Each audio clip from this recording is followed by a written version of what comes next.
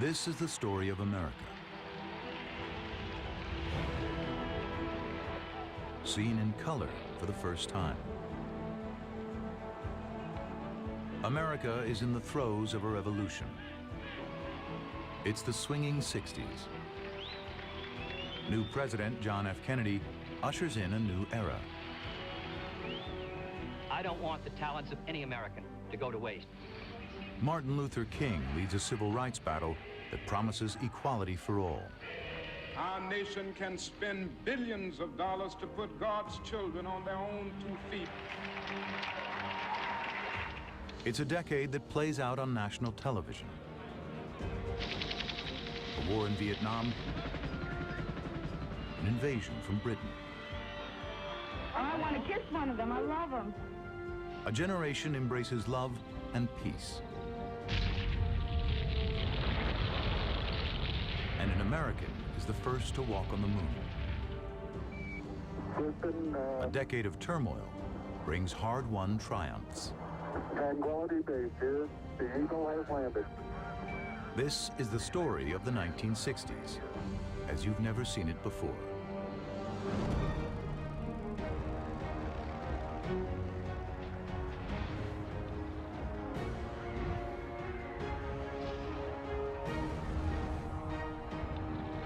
I want us to recapture that.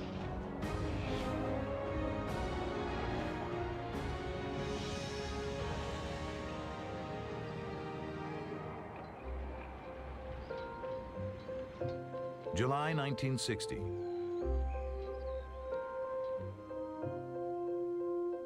The coming presidential election contrasts 2 different visions.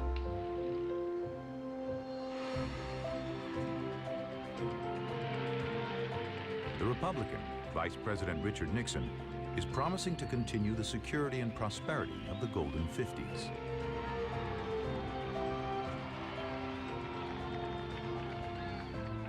Above everything else, the American people want leaders who will keep the peace without surrender for America and the world. The Democrats choose a forward-looking young senator from Massachusetts, John F. Kennedy. Kennedy, Kennedy, Kennedy, Kennedy, Kennedy, Kennedy, Kennedy, Kennedy, Kennedy. I believe we can get this country moving again. I ask your support in this election on November 8th. Do you want a man for president who sees us through and through? At 43, JFK is one of the youngest men to ever run for president. A man who's old enough to know and young enough to do. His hip approach to campaigning injects a new energy to politics. I come to the Bronx as an old Bronx boy. I used to live in the Bronx. But the handsome young senator has a lot to overcome. Voters are unaware he suffers from Addison's, a debilitating autoimmune disease. He's also had 2 major spinal surgeries and frequently needs a back brace. Kennedy is in constant pain. But the Kennedy campaign has a plan to sell him to the country. Now, 90% of U.S. households own a television. Good evening. The television stations of the United States are proud to provide facilities for a discussion of issues by the 2 major candidates for the presidency. On September 26, 1960, 70 million people tune in to America's first televised presidential debate. I'm not satisfied until every American enjoys his full constitutional rights. The reason JFK is prepped for his television appearance. The day before, he met with producers and discussed camera angles. He looks tanned and glowing. He was moving again. I don't want the talents of any American to go to waste. He is wearing a blue suit and shirt to reduce glare and stand out against the gray backdrop. Mr. Smith, Senator Kennedy, there is no Nixon question looks exhausted. that this nation He's straight from the campaign trail and is recovering from the flu. He also has a knee injury, making him appear uncomfortable and shifty. I wonder if you can explain that, sir. There is no question but that we cannot discuss our internal affairs in the United States without recognizing that they have a tremendous bearing on our international position. Mr. Vice President, His gray suit and pale face appear to blend into the set. important campaign issue. I'd like to follow Mr. The visual contrast between the men damages Nixon. Questions or comment upon one another's answers to questions. Viewers think Kennedy has the edge, even though radio listeners have the opposite impression. During the debate, Kennedy's on-camera performance makes him look like a leader. And old doubts about his youth are forgotten. Studies will later show that this debate made up the minds of 4 million voters. 3 million vote for Kennedy.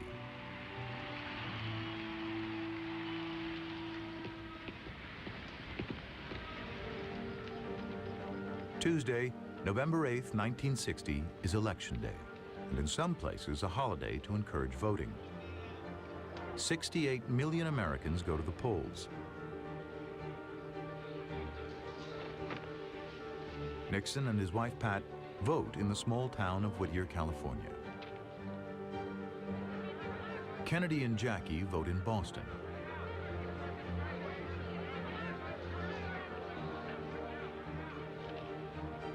In the evening, as the polls close, the TV networks prepare to bring viewers the results. In Times Square, the famed news-flashing ticker updates through the night. Though the tallies are close, a confident Kennedy goes to bed to await the outcome.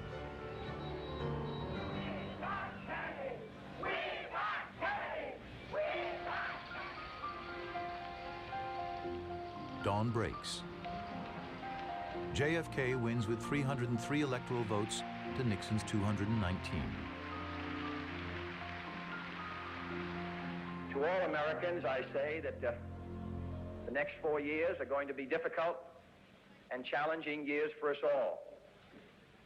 The election may have been a close one, but I think that there is general agreement by all of our citizens that a supreme national effort will be needed in the years ahead to move this country safely through the 1960s. So now my wife and I prepare for a new administration and for a new baby. Thank you.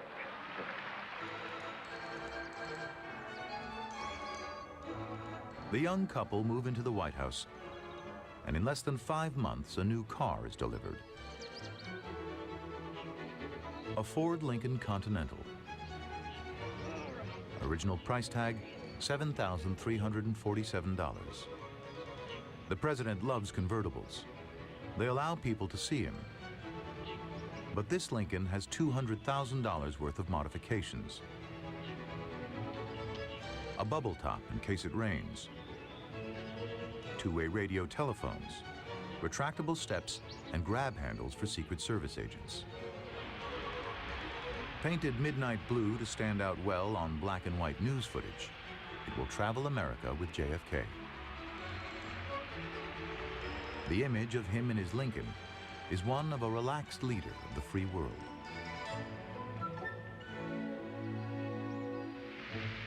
But in his first speech to Congress on May 25, 1961, JFK reiterates the communist intimidation that still looms over America. If we are to win the battle that is now going on around the world between freedom and tyranny, I believe that this nation should commit itself to achieving the goal before this decade is out of landing a man on the moon and returning him safely to the earth. Kennedy is determined to ultimately beat the Soviet Union in the space race. But so far, the Russians have the edge.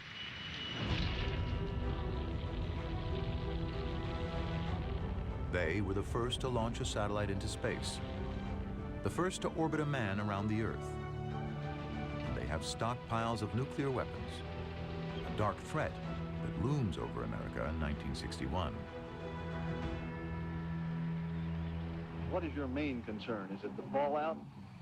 Primarily the fallout. Well, I'm afraid it would be very dangerous to the civilization. It's taking the chance away from them to live up and be normal human beings.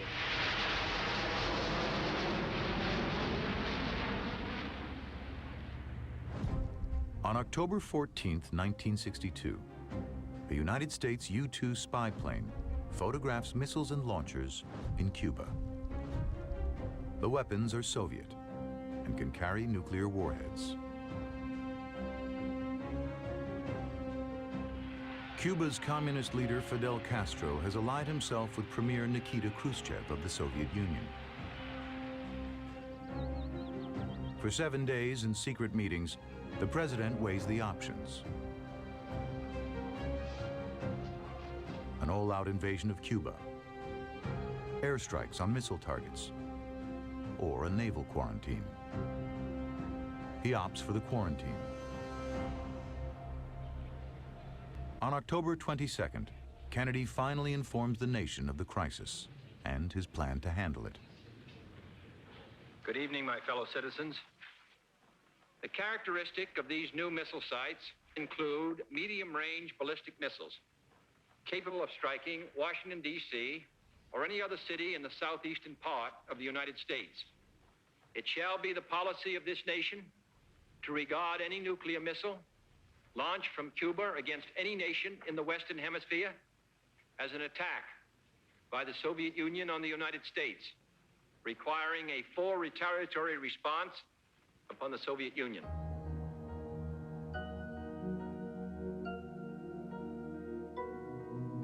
It is now a game of political might between the young president and the steely Soviet leader.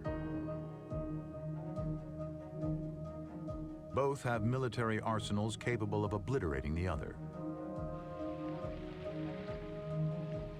Casualty estimates are over 100 million. American citizens watch as the beaches of Key West and southern Florida become the front line of defense. Razor wire and missiles take the place of beach towels and cabanas. America moves the closest it has ever come to nuclear war. October 23, 1962.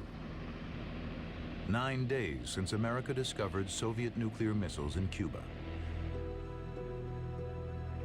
In the Atlantic, the U.S. Navy stops all Soviet shipping to ensure no more weapons are delivered to Cuba.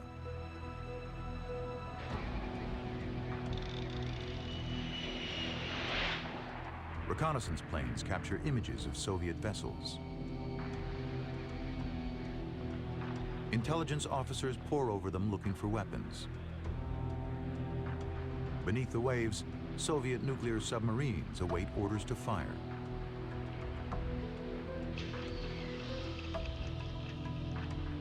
The U.S. trains missiles on Cuba.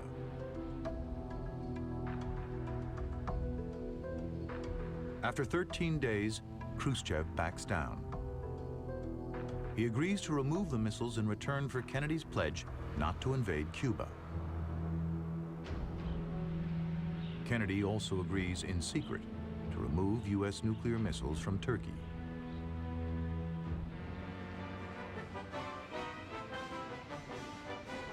The world breathes a little easier as the American military returns home from a war that never happened. Nonetheless, a revolution is coming to America, triggered not by foreign enemies, but by hatred within. Roll them up and put them in the pan. Some like that and some like that. African Americans, since the end of slavery, have been treated in much of the country as a despised minority.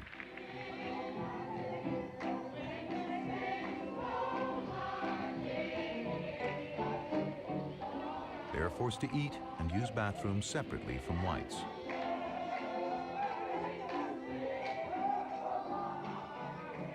James Farmer is the founder of the Congress of Racial Equality, known as CORE. In order to understand how any Negro feels under segregation, you have to realize that from the time of infancy, he has it pounded into him that he's not as good as other people. There are things he cannot do. Don't do this, you can't do this, you can't do the other.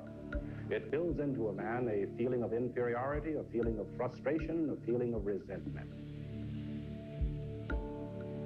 James Farmer and Corps want Kennedy to understand that segregation stains America's image around the world. Corps wants to test the Supreme Court ruling, long ignored in the South, that bans segregation in interstate travel. The plan is for black and white volunteers to ride together on buses. Journeys that Corps calls freedom rides. The riders commit themselves to nonviolence, I want you to think it over very carefully, and if you believing that challenging segregation peacefully will force the authorities to act. we would be very happy to have you embark upon this dangerous, worthwhile, significant mission. On May 4th, 1961, James Farmer leads 13 people, black and white, onto buses in Washington, D.C., bound for New Orleans.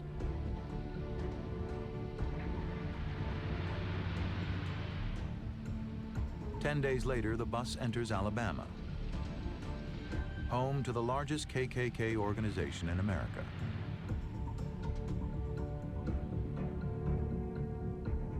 They know the riders are coming. In Anniston, the Klan surrounds the bus, slashing its tires.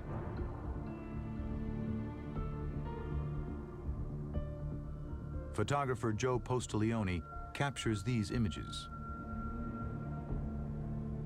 The crippled Greyhound tries to escape, but a few miles out of town, the Klan surrounds and firebombs it, with the riders still inside.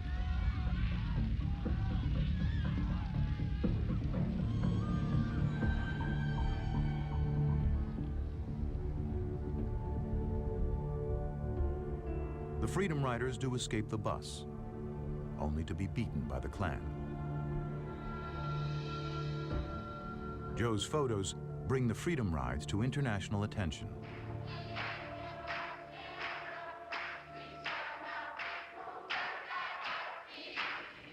Over the next 5 months, 400 volunteers ride through the southern states.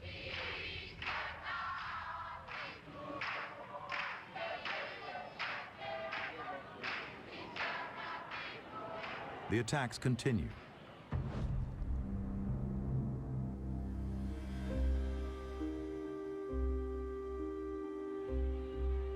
Despite breaking no federal laws, riders are arrested on trumped-up charges, simply for using segregated facilities.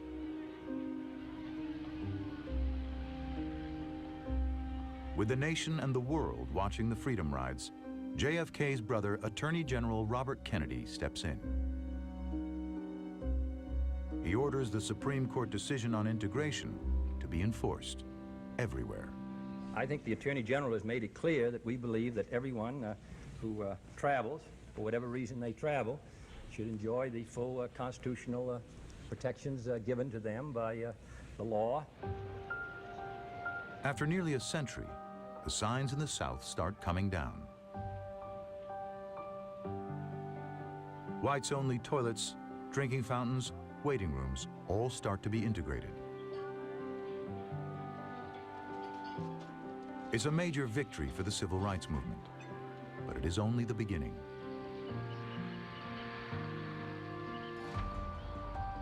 In the South, discrimination against African Americans remains ingrained.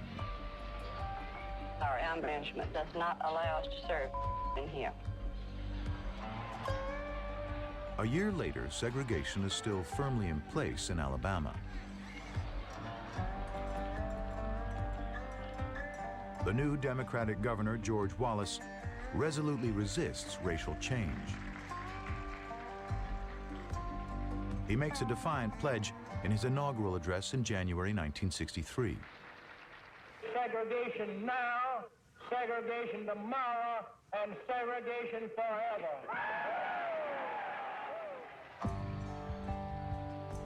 But African Americans in Alabama have had enough.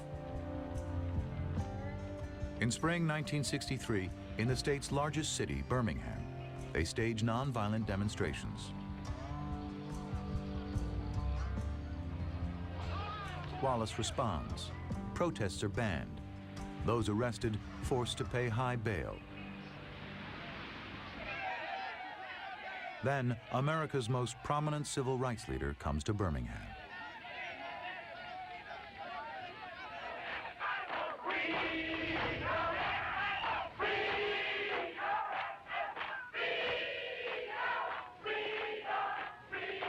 April 12th, Good Friday.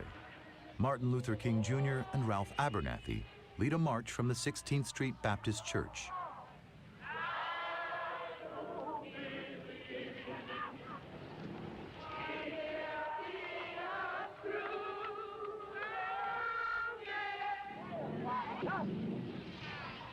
They are arrested.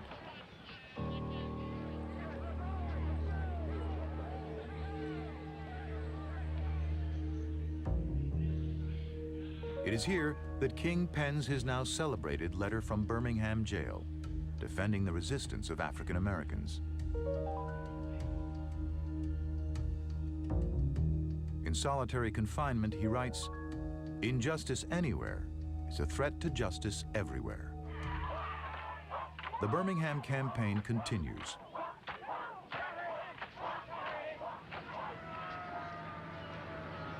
On May 3rd, local news anchor Harry Mabry uses his home movie camera to capture this never-before-seen footage.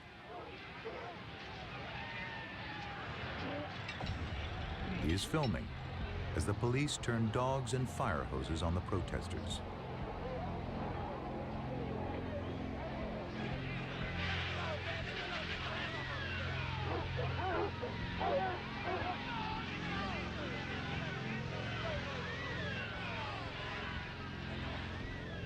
Kennedy sends 3,000 federal troops to Birmingham to restore order. Governor Wallace bitterly resents federal intervention in his state. On June 11, 1963, he stands in the doorway of the University of Alabama to physically stop black students from entering. Wallace is challenging a Supreme Court ruling that struck down school segregation 9 years earlier. The powers of the state and federal governments collide on national television. Do hereby denounce and forbid this illegal and unwarranted action by the central government. Deputy Attorney General Nicholas Katzenbach, representing the Kennedy administration, attempts to enforce the law. They have a right to be here, protected by that court order. I'll ask you once again, will you give me the assurance that you'll step aside and peacefully do your duty? Very well.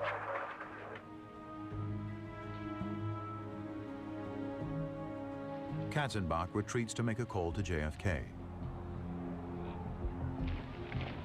Kennedy's response is to immediately federalize the Alabama National Guard and order them to remove their own governor. And it's my sad duty to step aside under the orders of the President of the United States.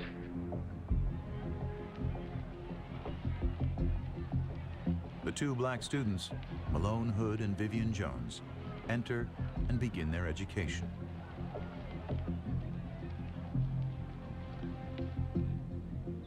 The immense national attention brought by the escalating civil rights movement pushes Kennedy to take an historic step.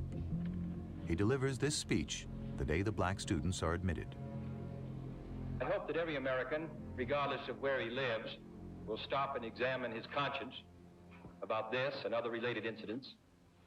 This nation was founded on the principle that all men are created equal.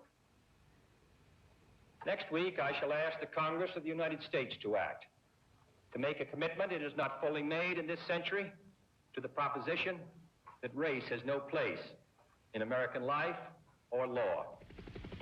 JFK wants to ban racial discrimination in schools, workplaces, and public facilities. The boldest civil rights law ever attempted.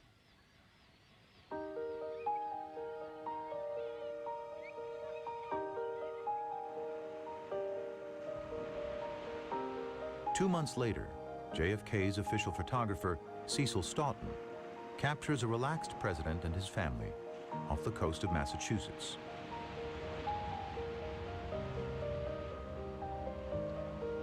Jackie is nearly 8 months pregnant with their son, Patrick. Just days after this footage is taken, he is born prematurely and doesn't survive.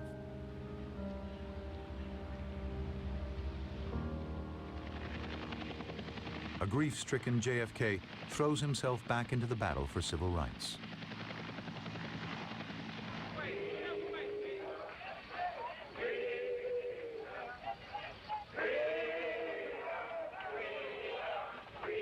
August 28, 1963, the March on Washington, the largest demonstration ever seen in the nation's capital. On the steps of the Lincoln Memorial, King tells 250,000 people that he has a dream and calls for the end of racial discrimination. Justice for all. Kennedy's Civil Rights Bill is now before Congress. Historic change is within his reach. But to make it last, he'll need to win re-election. He needs to ease tension with Southern Democrats in states like Texas, where civil rights reforms are still unpopular. In November, he plans a 2-day, 5-city tour of the state. JFK and his wife land in Dallas, Texas at 11:30 a.m., November 22nd, 1963. It's Jackie's first public appearance since the loss of her baby. The presidential limousine SS-100X is there to greet them and take them the 10 miles through town to the Trade Mart, where the president will speak at a luncheon. Despite a forecast of rain, Kennedy wants the bubble top to be open.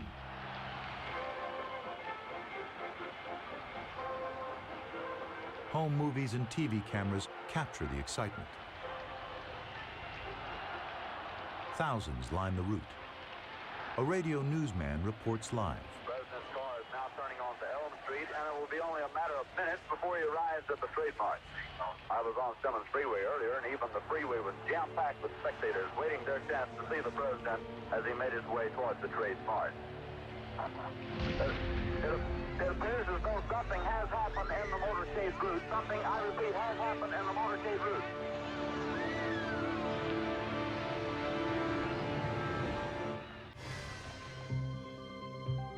November 22nd, 1963.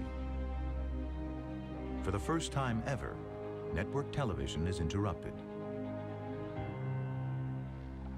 Here is a bulletin from CBS News. First reports say that President Kennedy... Caught off guard, it takes CBS News 6 minutes to get their cameras on the air. This is Walter Cronkite in our newsroom, and there has been an attempt, as perhaps you know now, on the life of President Kennedy. An hour later, Walter Cronkite breaks the news to the nation. From Dallas, Texas, the flash, apparently official, President Kennedy died at 1 p.m. Central Standard Time, 2 o'clock Eastern Standard Time, some 38 minutes ago. For the first time, a national tragedy is reported live on TV. Within 2 hours, 92% of Americans know their president is dead. It's a state of unbelief. Nobody quite believes exactly what's happened. I think it's one of the saddest things that's ever happened. To me, it's a shock, a disgrace for the whole nation. It's a loss that I feel that we will feel for some time.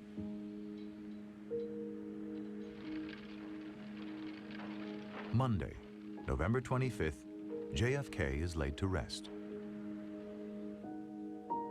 with millions bearing witness around the world.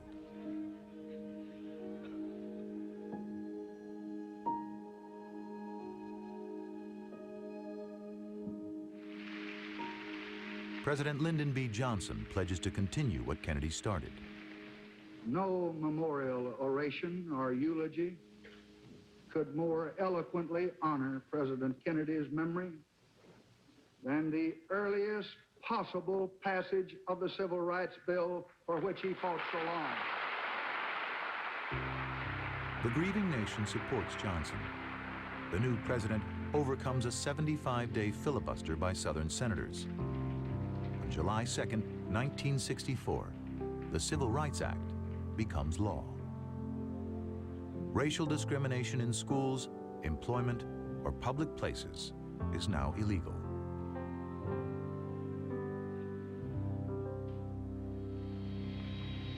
On February 7th, 1964, Pan Am Yankee Clipper Flight 101 rolls into JFK Airport.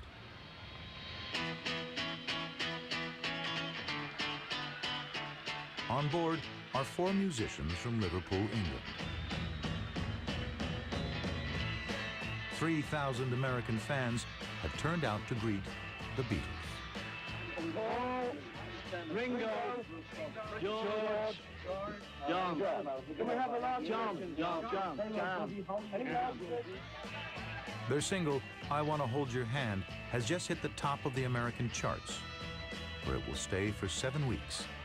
No, it's not true. Their British humor charms the hordes of reporters.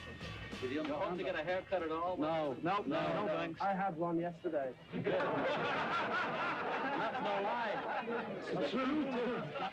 Their mod suits and bowl haircuts give them a rebellious look. They're adored by the girls. I want to kiss one of them. I love them. Boys are equally enraptured by this new sound and style. On February 9th, hundreds line up to see the Beatles on The Ed Sullivan Show. And more than 73 million tune in to watch. They play concerts in Washington, New York, and Miami before returning home on February 22nd. The Beatles embody the youth revolution spreading across America. A new generation is pushing the boundaries of culture, society, and technology. The baby boomers are growing up, and in 1964 are the beneficiaries of an economic boom. More than 32 million families, 60% of the country, own their own home and at least one car.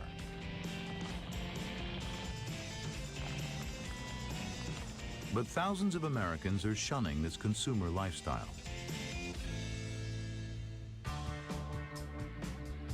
A counterculture is emerging, and its nucleus is in California.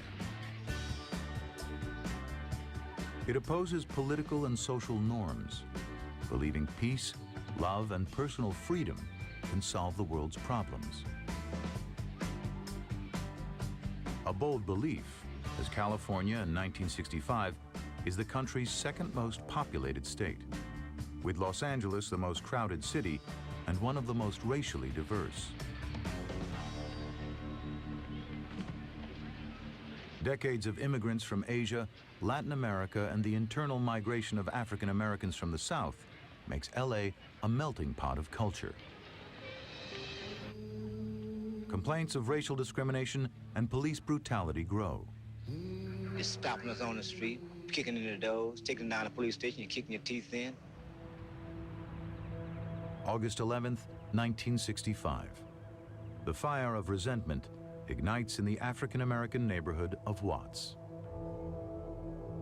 At 7 p.m., officers stop 21-year-old Marquette Fry for reckless driving. His mother comes to the scene and a crowd quickly gathers. The situation begins to escalate and get out of control. A riot breaks out. Fires spread. Rioting and police clashes continue for the next 3 days.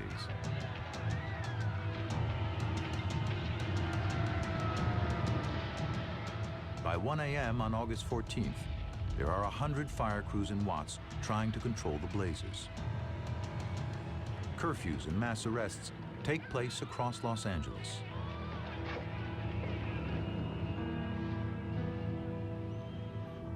"3,000 National Guardsmen join police to restore order.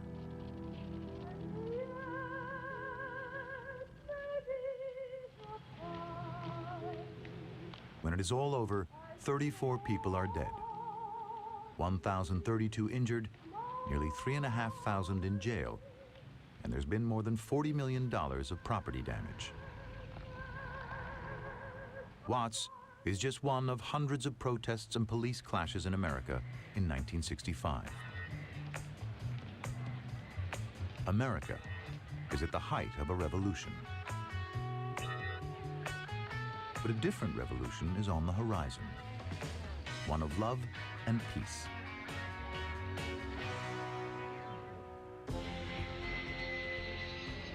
It's 1965. For the past 5 years, America has built up a military presence in South Vietnam. In response to Communist North Vietnam's threats against their southern neighbors, on March 2nd, America launches its biggest military deployment in a decade.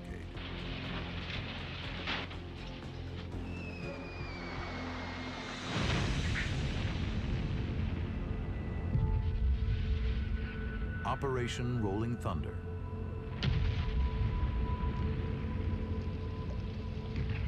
The U.S. is now attacking the enemy's homeland, which President Johnson says is justified. Over many years, we have made a national pledge to help South Vietnam defend its independence, and I intend to keep that promise. But the bombing will last not for weeks, but for another 3 years. In 1965 alone, over 230,000 troops are drafted.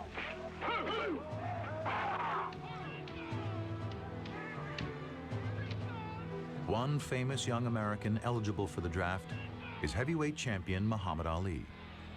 You can look at me, I'm loaded with confidence. I can't beat me. I had 180 amateur fights, 22 professional fights, and I'm good as a girl.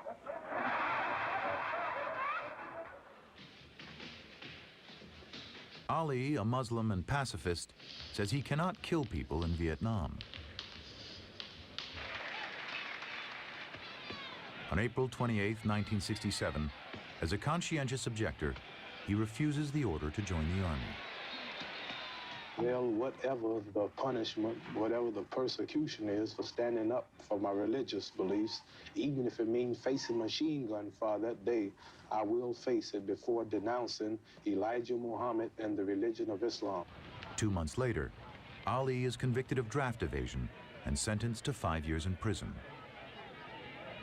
Boxing authorities strip him of his title and ban him from the ring. But he avoids jail by appealing to the U.S. Supreme Court.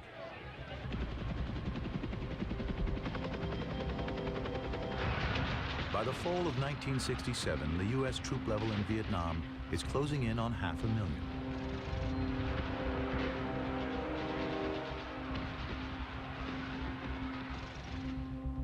More than 100,000 have been injured, and 15,000 Americans are dead.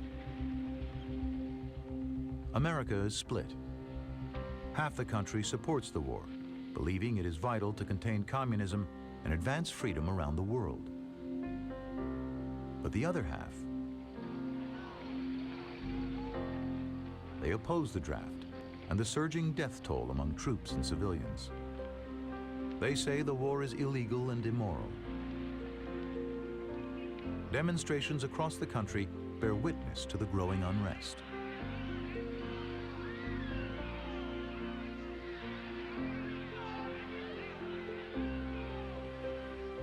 Martin Luther King Jr. supports the protests.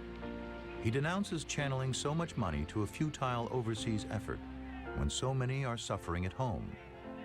If we can spend $35 billion a year to fight an ill-considered war in Vietnam, our nation can spend billions of dollars to put God's children on their own 2 feet.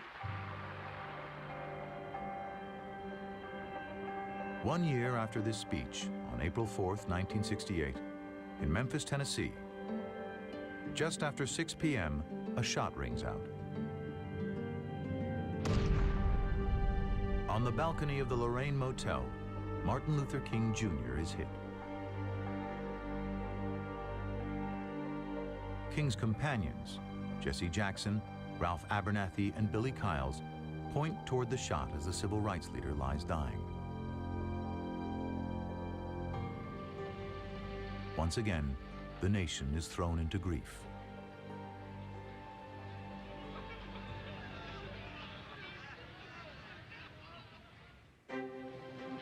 But after a decade of strife, something potentially unifying beckons. America is very close to putting a man on the moon.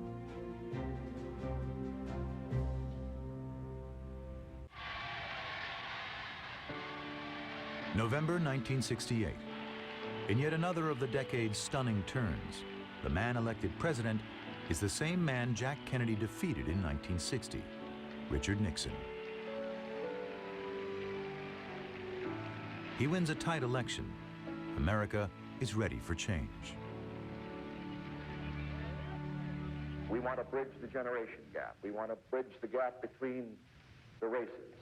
We want to bring America together.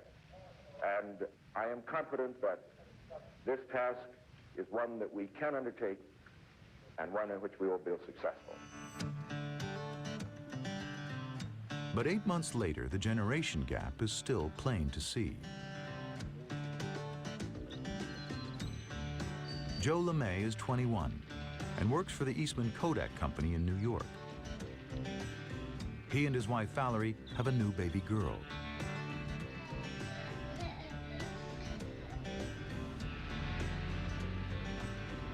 August 15, 1969. The LeMays join 500,000 young Americans heading upstate.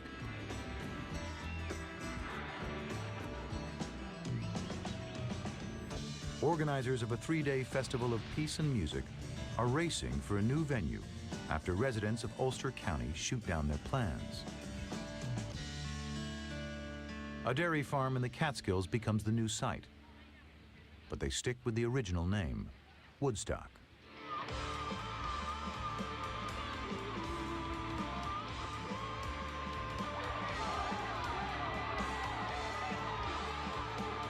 Joe shoots this footage, never broadcast before, of the climax of the counterculture.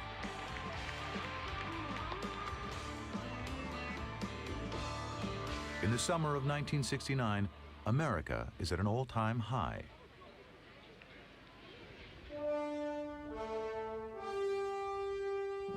A month before Woodstock, the nation experiences one of the defining moments in human history.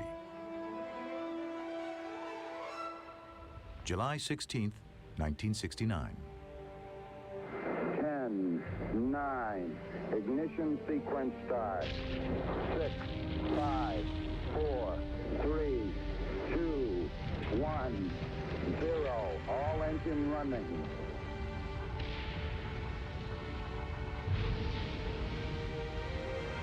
Liftoff. We have a liftoff. 32 minutes past the hour.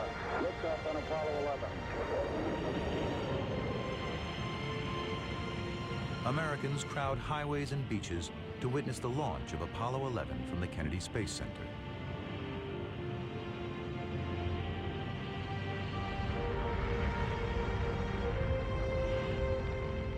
On board, astronauts Michael Collins, Buzz Aldrin, and Neil Armstrong. Houston, Tranquility Base here. The Eagle has landed. From the Oval Office, President Nixon watches along with 600 million people worldwide. We copy you on the ground. You got a bunch of guys about to... Biggest TV audience ever at that time.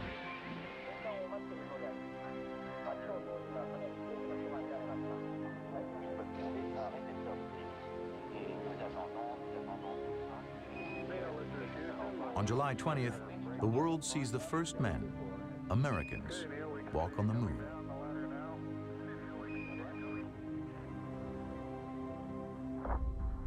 That's one small step for man, one giant leap for mankind.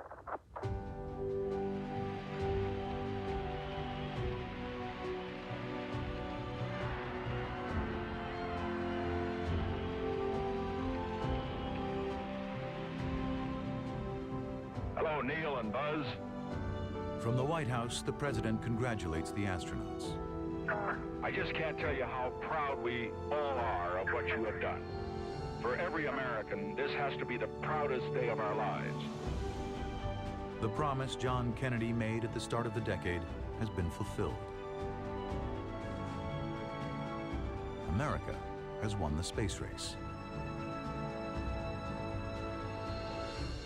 It is Americans who show the world the view from the moon. The past 10 years have brought revolutionary changes to America. The nation has confronted racial division and a new chasm between the generations. Great men have died, but the promise of lofty ideals still binds the nation together, no matter how loosely.